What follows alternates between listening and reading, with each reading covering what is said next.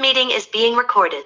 Buenos días, compañeros y maestro. En esta ocasión presentaremos el aprendizaje 8, que lleva por nombre Desarrolla Proyecto Interdisciplinario y Sustentable.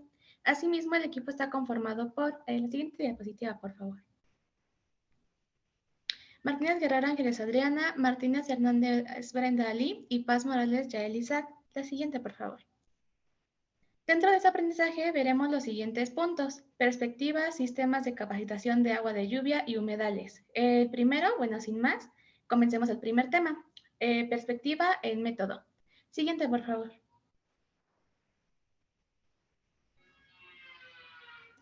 La perspectiva, como ya se habló en algún momento del curso de diseño ambiental, pues bueno, es la representación gráfica y visual de uno o varios objetos en una superficie. En ella vamos a poder observar su posición, volumen y todo lo que ocupa del espacio con respecto a la vista del observador. El observador somos nosotros. Aquí nos vamos a basar en dos perspectivas. La primera será la perspectiva cónica, la cual permite estudiar su profundidad, es decir, cómo se ven los objetos. Y también la perspectiva ortogonal, en donde permite observar las características geométricas de la proyección, es decir, cómo se ven los objetos. Esta representación también ha sido estudiada por artistas y escultores. Uno de ellos, como se muestra ahí, y de los más conocidos fue Leonardo da Vinci. Él realizó experimentos colocando un cristal entre él y el modelo a observar, logrando así transferir el el objeto tridimensional que observaba. Concluye él que todo lo que traspasó el cuadro o la pantalla va a representar el corte visual del ser humano, que el ser humano alcanza a enfocar entre el objeto. Digamos que esa pequeña proyección que se ve en ese recuadro es todo lo que alcanzaría a ver el ojo del ser humano en una perspectiva específica. Siguiente, por favor. Bueno, asimismo también comenzamos a realizar representaciones gráficas de estas vistas, en donde vamos a tener en cuenta elementos estructurales. El siguiente, elementos estructurales de la perspectiva. Las cuales van a ser el plano de la Tierra, todos están marcados con números para que los observen más fácil, el plano de la Tierra, el plano del cuadro, línea de horizonte, línea de tierra, el observador que somos nosotros, punto de fuga o bien la vista principal que sería el centro hasta donde estamos viendo, punto de medidas y el modelo objeto, o sea lo que vamos a observar. Siguiente, por favor. Con ello, bueno, vamos a poder realizar un desarrollo del método para elaborar bocetos en perspectiva, siguiendo una pequeña serie de pasos. Siguiente, por favor. Bueno, el primer paso aquí que vamos a poner es el enfoque. Aquí primero debemos identificar de qué lado vamos a tomar referencias para trazar el objeto. El objeto que vamos a observar, ya sea de manera frontal u oblicua, como se muestran en las imágenes. Aquí solamente vamos a enfocar hasta dónde queremos llegar. Siguiente, por favor.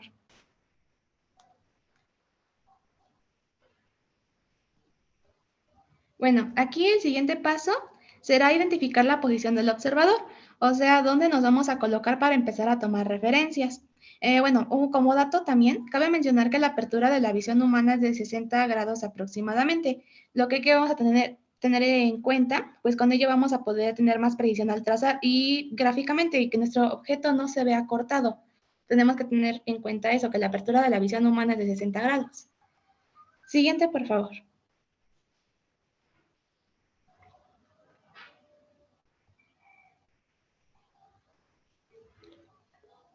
Ok, aquí es donde ya vamos a empezar como tal a trazar. Y el tercer paso va a ser identificar cómo se comporta el cuadro o el plano. Aquí, hay que tener en cuenta que un objeto en contacto con el cuadro no va a representar deformidades. O sea, es decir, que a mayor distancia entre el observador y el cuadro, mayor perspectiva. Mientras más uno esté alejado, tenga más distancia del plano que se va a observar, más perspectiva va a tener, es decir, más profundidad. Y mientras más cerca, pues menos deformaciones va a presentar. No tiene sentido ponerle deformaciones, pues porque está cerca. Siguiente, por favor.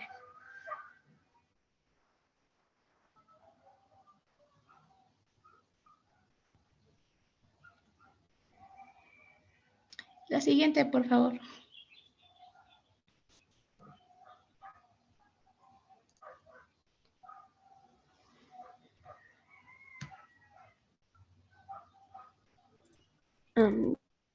Sí, dices, ¿quieres que lo comparta yo mejor? paso tenemos el desarrollo de la This meeting perspectiva. is being recorded. Como cuarto paso tenemos ahora el desarrollo de la perspectiva. Pues una vez estudiado el comportamiento del observador y el cuadro, el enfoque, va a tocar pasar todo esto a un boceto. Esto puede ser un poco tedioso, pero pues vale la pena tener estas líneas de referencia. Hay que tener en cuenta que la línea de tierra, en ella, vamos a tomar la mitad para trazar el punto medio del objeto, ya sea oblicuo, en el caso sería de esquina a esquina, y frontal, que sería la parte media del objeto. De ahí vamos a partir con diversas líneas tomadas entre ángulos y diagonales, entre el cuadro y la línea horizontal también. Aplicando de acuerdo al enfoque que le dimos, no vaya a ser que pues, vayamos a tener ahí un desenfoque y terminemos haciendo una perspectiva que no queremos. Tenemos que tener, por eso, bien centrado qué es lo que queremos hacer. Y aquí se muestran ejemplos también de cómo deberían estar dichas perspectivas. Cabe mencionar que la perspectiva frontal, bueno, aquí como se ve, en las aristas de la base se enfocarán en el punto B, justo en medio, y ahí estaría la profundidad. Las aristas se van a fugar a los lados cuando es oblicua, aquí como se ve, y pues ahí va a existir la profundidad entre los lados y lo que sería la esquina, sería lo más cerca. Y bueno, por último vamos a ver las aplicaciones adicionales que podemos darle al trazo en la perspectiva. Esto pues para tener mayor precisión y hacernos más fácil la tarea de trazar objetos. Las aplicaciones aquí pueden ser trazado de retícula con enfoque frontal. Esta retícula o cuadrícula también llamada es para poder guiarnos y hacia dónde queremos ir. Si se dan cuenta, estos cuadros están ya en perspectiva, pero porque las diagonales ya están trazadas y estos cuadros solamente nos van a ayudar para que podamos rellenar cierta perspectiva y no tengamos que hacer tantas cosas a mano alzada, sino más bien que esté ya pues como debería de verse. También tenemos el trazado de la retícula con enfoque oblicuo. Aquí claramente se usa para lo oblicuo. Y aquí solamente vamos a trazar ciertos cuadritos en perspectiva ya y podemos ir rellenando cuadro por cuadro hasta que pues se llene esto y aquí podemos poner uno atrás, uno adelante, o sea, podemos ubicar los cuadrados o cualquier objeto sin necesidad de que tengamos que hacer la mano alzada y ya nos trabaríamos en ese entonces, ¿no? Y esta que en lo particular es de los que más disfruto hacer, trazado del círculo inscrito en el cuadrado. Aquí es para tal vez objetos un poco más complejos, que tal vez no son tan cuadrados, por ejemplo, pero aquí con un círculo ya podemos darnos cuenta de que el plano de la Tierra ya puede caber bien en un cuadrado y teniendo el círculo tenemos aquí las medidas casi exactas. Y bueno, pasamos con mi siguiente compañero.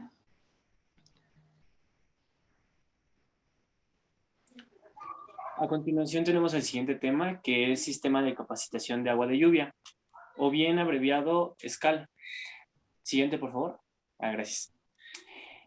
Antes que nada hay que mencionar las problemáticas porque para cada solución hay un problema.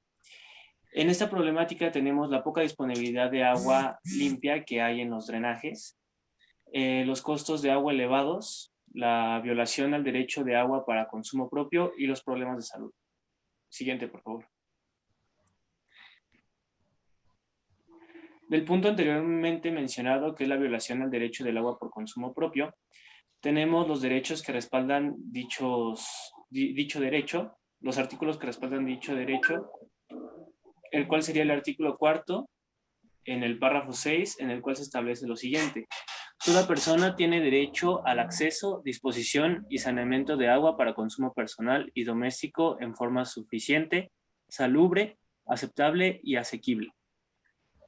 El Estado garantizará este derecho y la ley definirá las bases, apoyos y modalidades para el acceso y uso equitativo y sustentable de los recursos hídricos, estableciendo la participación de la Federación, las entidades federativas y los municipios, así como la participación de la ciudadanía para la consecución de dichos fines.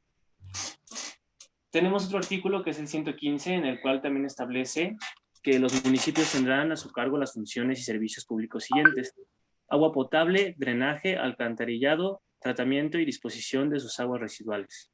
Siguiente, por favor. Una vez mencionado esto, voy a empezar a explicar qué es un SCAL. Los SCAL, o Sistema de Capacitación de Agua de Lluvia, es un proceso en el cual se purifica el agua de la lluvia para así hacerla funcional para los labores domésticos, tales como son el uso para lavar trastes, el agua que se ocupa para lavar los trastes, o para cuando te vas a bañar, el agua que se ocupa para ese tipo de servicios, son los que vamos a poder ocupar por medio de la lluvia. Esto por medio de un proceso que se va a explicar en el siguiente diapositivo. Si le puedes cambiar, por favor. Las partes de una escala. Las partes empieza por la conducción, que es el primer punto que se ve en esta diapositiva, que es por donde se conduce el agua de la lluvia y se filtra por medio de unas canaletas. El siguiente es el filtro de hoja. En este punto es donde se va a separar el agua de la basura y las hojas que queden de los restos de donde se extrajo todo el agua que es de la lluvia. El siguiente es el tlaloque. El tlaloque es el que impide el paso de manera directa a la cisterna. Tenemos por consiguiente el reductor de turbulencia y pichancha. Lo que se encarga es de evitar que la bomba suba agua sedimentada. Seguimos con el tren de filtrado, que se encarga de eliminar contaminantes. A continuación tenemos el almacenamiento de cloro. Esto es muy importante porque el agua necesita cloro para poder ser ocupada para los servicios que para los que vamos a ocupar esta agua. Seguimos con el último punto, que es el bombeo, que aquí es donde la bomba va a llevar el agua y la va a procesar hasta llegar al tinaco. Siguiente, por favor. Los beneficios de ocupar un escal son como, por ejemplo, incrementar la oferta de agua en la vivienda, que es lo que anteriormente mencionaba. Va a haber más rendimiento de agua y vamos a poder disfrutar de este servicio sin necesidad de tener que hacer más que ocupar este sistema para poder filtrar todo el agua de lluvia y hacer que sea servible para el consumo humano. También alivia la carga de los mecanismos de drenaje, evita la contaminación de tierras y aguas, facilita la recarga del acuífero y evita la construcción de plantas de tratamiento. Los dejo ahora con mi compañera Brenda, que les va a explicar el siguiente tema. Bueno, yo les voy a hablar sobre los humedales. Siguiente, por favor. Para empezar, hay que tener en cuenta qué son los humedales. Los humedales son tierras de transición entre los sistemas terrestres y acuáticos, donde el manto o nivel freático está generalmente en o cerca de la superficie, o bien la tierra está cubierta por aguas poco profundas. Conjuntan gran parte de la variabilidad ambiental que se puede encontrar entre los ecosistemas más secos y forman una serie de tipos que de manera general son comparables, difiriendo principalmente en su grado de humedad o inundación. Desde la antigüedad han existido cientos de humedales que han traído beneficios para la sociedad agricultora por gran fertilidad del suelo y aguas que incluso varían que varias culturas se asentaron a sus alrededores para aprovechar esto al máximo. Para la formación de los humedales, se tienen que juntar varias condiciones, cada una de las cuales va dando lugar a otra. En primer lugar, tiene que haber lluvia suficiente para que ocurra o se infiltre y sea superior a la cantidad que se evapora, para que de ese modo se pueda acumular en una determinada topografía, lo cual es el segundo factor. Ya que se acumula en una depresión, en un canal o corre muy lentamente sobre una superficie, tiene, tiene un comportamiento hidrológico, es decir, la cantidad, calidad y estacionalidad de la inundación, que es el principal factor que produce un suelo hidromórfico y que determina el tipo de humedal. Cuando el agua ocupa los poros entre las partículas del suelo y desplaza al aire, se forma un suelo odromórfico, el cual el oxígeno es escaso. Ello determina qué tipo de plantas se pueden establecer para formar el humedal. Cuando están cerca de la costa, la salinidad es otro factor que produce heterogeneidad ambiental. Todo lo anterior tiene como resultado humedales herbáceos y arbóreos, temporales y permanentes, de agua dulce, salinos o hipersalinos. A la siguiente, por favor. Los servicios que proporcionan los humedales ofrecen numerosos servicios ambientales a la sociedad. Estos son los procesos ecológicos que los ecosistemas naturales proporcionan a la humanidad por el solo hecho de existir y funcionar, y de los cuales dependemos. Por ejemplo, el oxígeno que respiramos, contribuyen al bienestar humano y ayudan a mantener la biosfera. Los humedales sostienen una rica diversidad de plantas y animales. Esta diversidad genética ayuda a mantener los procesos inherentes a estos ecosistemas, tales como el abastecimiento de agua dulce, la producción de alimentos, la filtración y limpieza del agua, la retención de sedimentos y el ciclo de nutrientes, tales como el procesamiento de nitrógeno y fósforo. Asimismo, proporcionan servicios culturales, recreativos y de investigación. En particular, la importancia de los humedales costeros y tropicales han sido reconocidos, ya que aportan nutrientes a lagunas y forman refugios donde se desarrollan especies juveniles de peces, crustáceos y entre otros. Son sumideros importantes de carbono, almacenan agua y ayudan a regular las inundaciones, además de que funcionan como escudos protectores contra las tormentas y las mareas. La siguiente, por favor. Los humedales en México son conocidos como ciénegas o pantanos. Estos ocupan el 6.5% del territorio nacional e incluyen desde las lagunas costeras someras con sus pastizales marinos, marismas y oasis en los desiertos manglares y petenes. Humedales herbáceos de agua dulce, palmares y selvas inundables. Esta gran variabilidad conjunta una enorme cantidad de especies de flora y fauna y por tanto una alta biodiversidad, a pesar de algunos de ellos por sí mismos sean poco diversos como los manglares. México ha perdido el 62% de sus humedales. Las mayores pérdidas se han producido en las zonas más secas del país, donde el agua se ha extraído para el riego, desecando lagunas y humedales, así como en las zonas costeras del trópico húmedo. La siguiente, por favor.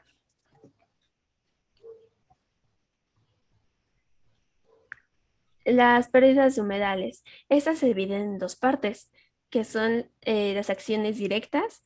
Estas modifican la hidrología y buscan reducir a evitar la inundación, como son el drenaje de humedales, dragado y canalización de arroyos, el depósito de material de relleno para elevar el nivel del suelo, la construcción de diques y represas, la construcción de infraestructura que modifica los flujos de agua, alteraciones de la escorrentía, de bajadas de agua. Un aspecto que vale la pena resaltar es el represamiento de agua, ya que un gran porcentaje del volumen de agua del país se localiza en las presas, es decir, casi la cuarta parte. Ello ha alterado la hidrología de los humedales al modificar la cantidad de agua y la estacionalidad de la inundación en humedales cuenca abajo. Otro aspecto es la extracción de agua subterránea para ciudades, industrias, agropecuarias, lo cual conlleva alteraciones hidrológicas en los humedales y modifica su funcionamiento. Otra acción que modifica es el uso del suelo. La explotación forestal no sustentable, por ejemplo, manglares y selvas inundables, la labranza de producción agrícola como el cultivo de arroz, la construcción y urbanización sobre humedales usando geotextiles. Otro cambio es la composición química del agua o del suelo, modificando a los niveles de nutrientes, los contaminantes por desechos agropecuarios, urbanos, industriales, mineros y petroquímicos. Y otro factor importante es la inducción de especies no nativas de flora y fauna, ya sea de manera accidental o deliberada. Por ejemplo, especies no tolerantes a la inundación, muchas procedentes de las grandes planicies inundables. Algunos casos hoy en día están provocando fuertes problemas ambientales. Otra de las causas, ahora pasamos a las causas indirectas, que son las actividades humanas que se desarrollan tierra arriba y que producen la colmatación y eutrofización en los humedales situados aguas abajo y derivan de la escorrentía agrícola y de la erosión respectivamente debido a la deforestación y el cultivo de la tierra aguas arriba.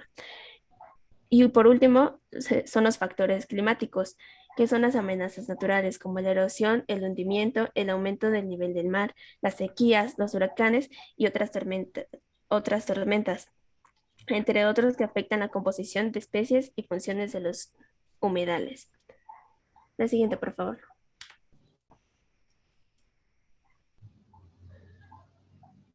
También tenemos las amenazas. Las amenazas podemos encontrar lo que es la demografía, que es el incremento de población en la zona costera.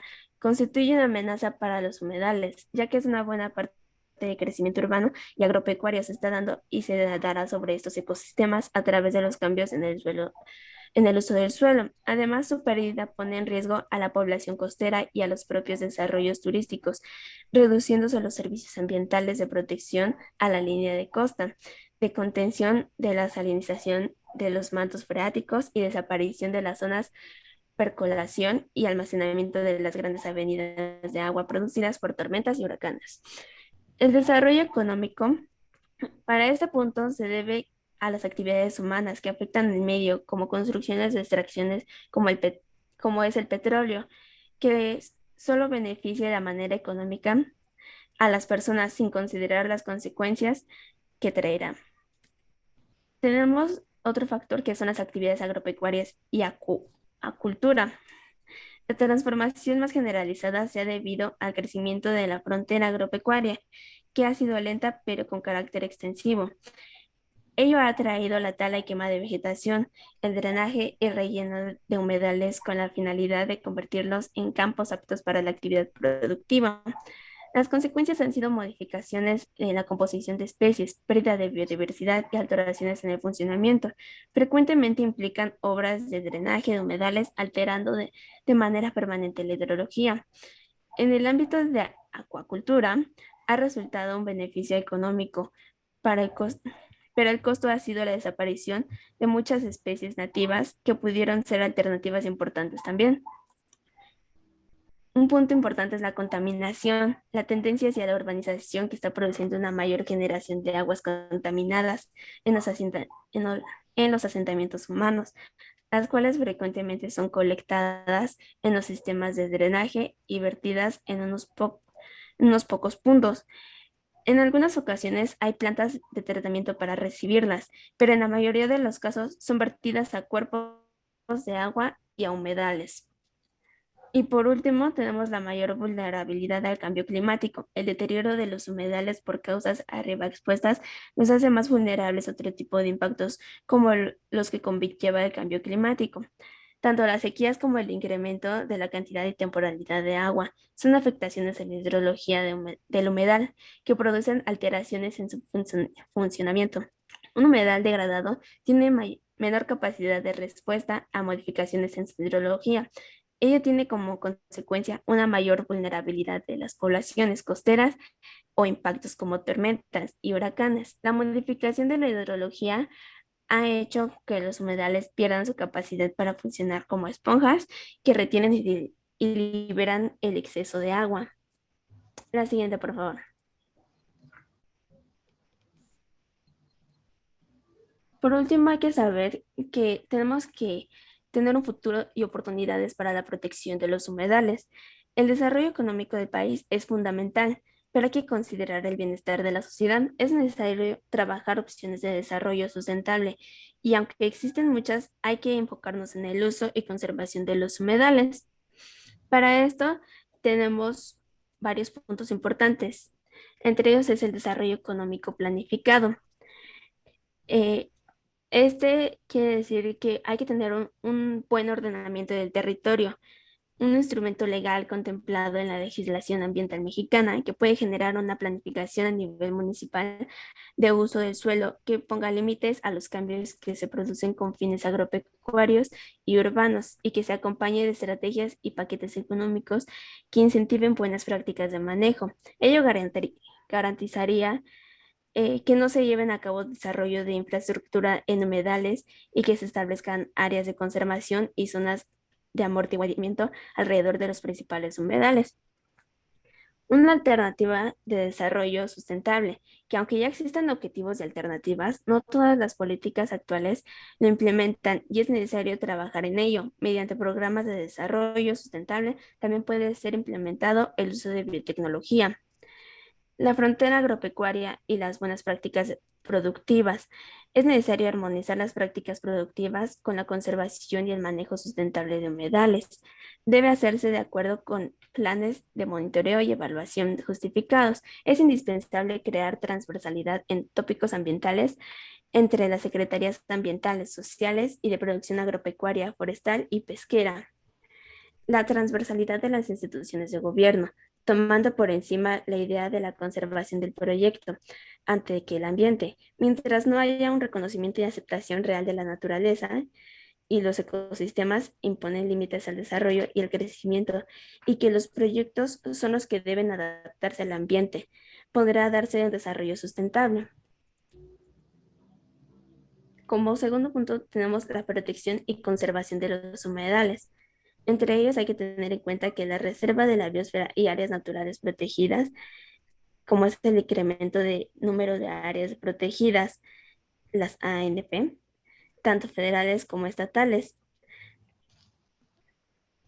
es necesario avanzar aún más en sentido para las categorías estatales y federales. Uno de los problemas de las ANP es que frecuentemente en su superficie no está contemplada la fuente de agua que mantiene a los humedales ni a los diversos vínculos que mantienen con otros ecosistemas. Los ríos y escurrimientos o zonas de infiltración de agua que posteriormente afloran humedales quedan fuera de las ANP. Ello las hace vulnerables a estos ecosistemas y de alguna manera es necesario que los planes de manejo tomen en cuenta esta situación. La incorporación de nuevas figuras de conservación y manejo de humedales.